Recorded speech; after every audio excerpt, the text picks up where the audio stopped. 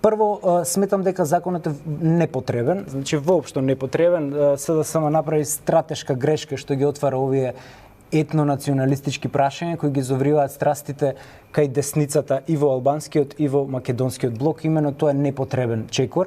Тој само ќе ги зоврие национализмите кај двете доминантни заедници. Именно законот од 2008 го решава прашањето на употреба на албанскиот јазик. Дури и тој закон е противуставен, затоа што Уставот одредува 5 сфери во кои што ќе се користи втор јазик во службена употреба или втор службен јазик, додека тој закон дава 20 сфери дополнително и затоа Црвенковски своевремено стави суспензивно вето и на тој закон. Значи тој закон и таков каков што е противуставен со сите мани е подобар од овој сега што се носи, и тој закон во 2008 изменет во 2011 го затвори прашањето на употреба на албанскиот јазик. Значи не е точно дека ова е последна преостаната обврска од рамковниот договор.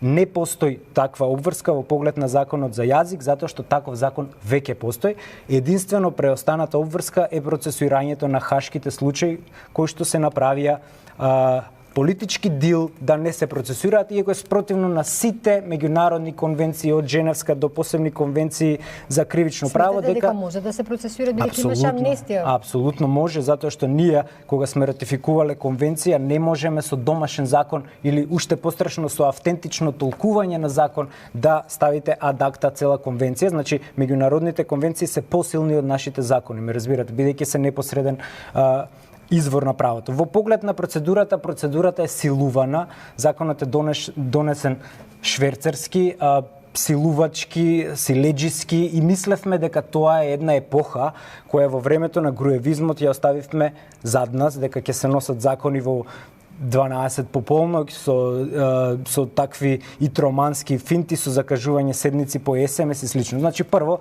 законот нема деловнички основ да биде со европско знаменце.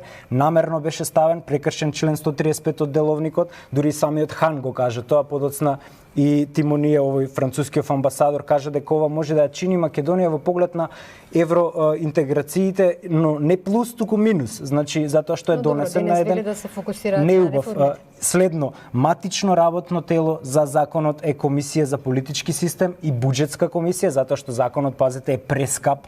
Законот кошта 2 милиони евра само во старт, мора да расправа и буџетска комисија, сето тоа беше игнорирано, се отиде на Комисија за европски прашања. Законот се донесе по скратена постапка, значи се ишверцува наместо да се отвори јавна расправа на која што ќе дојдат лингвисти.